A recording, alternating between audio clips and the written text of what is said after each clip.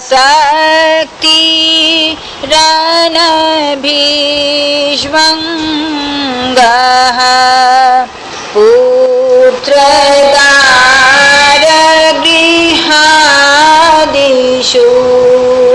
नित्यं च समचित्तत्वान्निष्टोपपत्तिषु।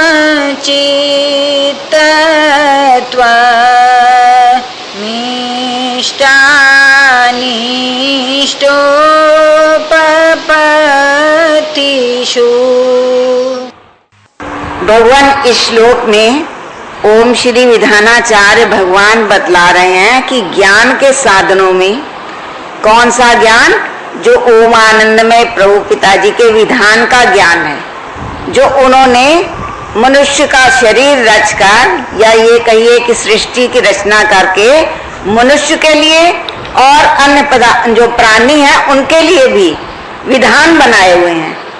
वो जो ओम आनंदमय प्रभु पिताजी के विधान है, उसका जो ज्ञान है, उसको उसके अनुसार जीवन चलाने के लिए, उसकी उपासना करने के लिए और क्या आवश्यक है?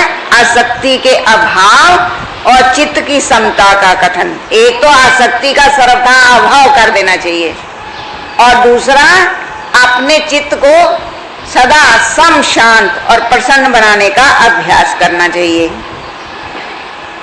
ओम आनंदमय भगवान बोले, हे आनंद निधि पुत्र, स्त्री, घर और धन आदि में आसक्ति का अभाव। एक तो ये करना चाहिए, इसकी उपासना करनी चाहिए। कैसे करनी चाहिए? कि जन्म के पश्चात हर व्यक्ति को कोई ना कोई जन किसी ना किसी रूप में सहयोग देने वाला मिलता है।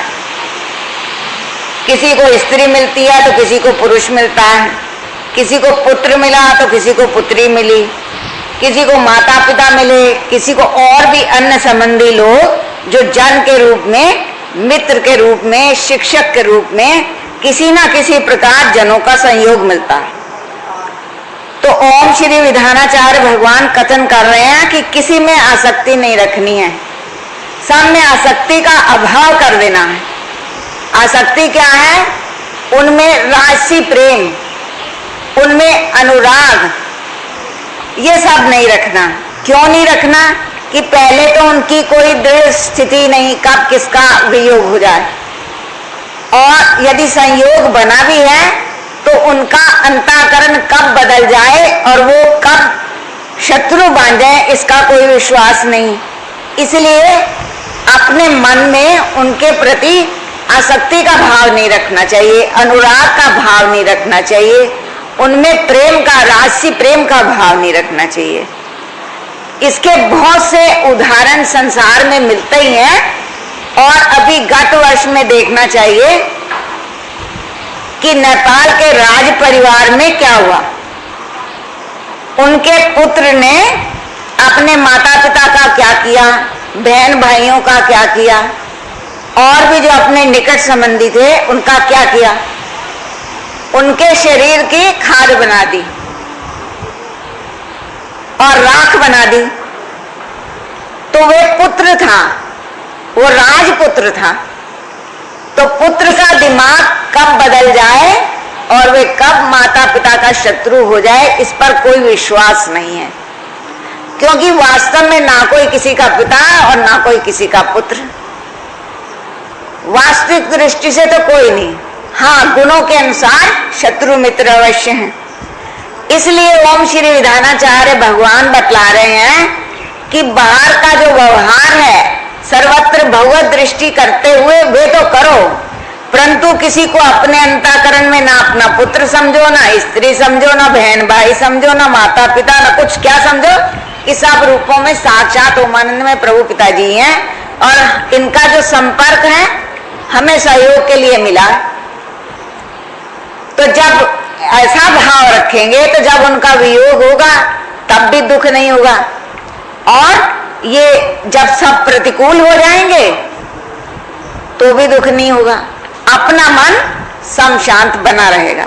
और यदि उनमें आसक्ति कर ली, अनुराग कर लिया, तब तो फिर पूरा दिमाग ही चौपट कर देंगे वो। इसलिए उनमें आसक्ति का अभाव करना चाहिए और ममता का ना होना।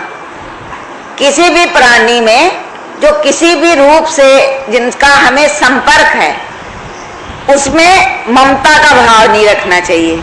मन से ये समझते रहना चाहिए कि ये सब है तो प्रभु पिताजी का ही, परंतु इनका जो संपर्क है हमें कुछ सेवा कार्यों की सुविधा के लिए मिला है। जब प्रभु पिताजी इन्हें हटा लें ठीक है, अगर मन में उनके प्रति ममता का भाव नहीं है तो ममता वाले जो प्राणी हैं उनके नष्ट होने पर, उनके विपरीत होने पर हमें दुख भी नहीं होगा। अगर उनमें हमारी ममता की भावना है तो इतना इतना कष्ट हो जाता है कि वो बाहरी शरीर भी बेसुध हो जाता है, बेहोश हो जाता है, और आंतरिक संपत्ति तो सर्वथा ही निकल जाती है। फिर प्रभु पिताजी की सत्ता में विश्वास ही नहीं रहता, क्योंकि जब ममता गई तो अंतःकरण की जड़ भी कट गई। इसलिए ना तो हमें किसी भी प्राणी के प्रति, पदार्थ के प्रति, घटना के प्रति, परिस्थिति के प्रति आसक्ति का भाव रखना चाहिए और न ममता का ही। जितना जो कोई इसका अभ्यास कर लेगा उतना वो दुखों से बचा रहेगा।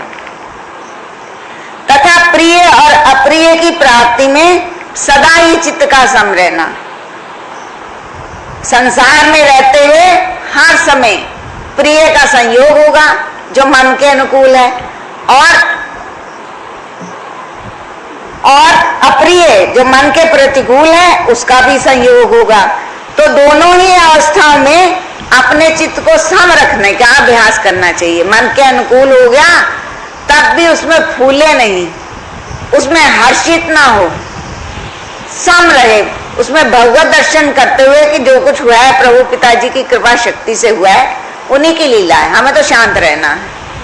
और जो विपरीत हो जाए तो भी यही भावना करे कि जो कुछ हुआ है प्रभु पिताजी की शक्ति से हुआ है, हमें तो अपने चित्त को सम रखना है। ऐसा अभ्यास करने से मनुष्य को समता की सिद्धि प्राप्त हो जाती है। फिर प्रिय और अप्रिय की प्राप्ति में मन उद्विग्न नहीं होता।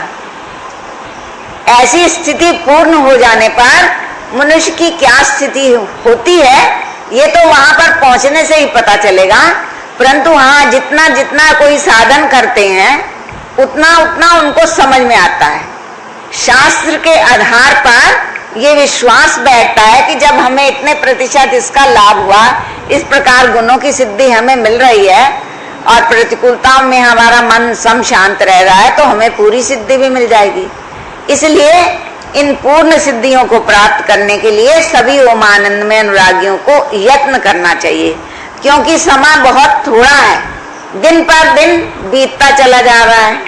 इसमें भी यदि आलस अवहेलना किया जाएगा तो जो ये गुण विद्या हमें पूरी पढ़नी है वो अधूरी रह जाएगी।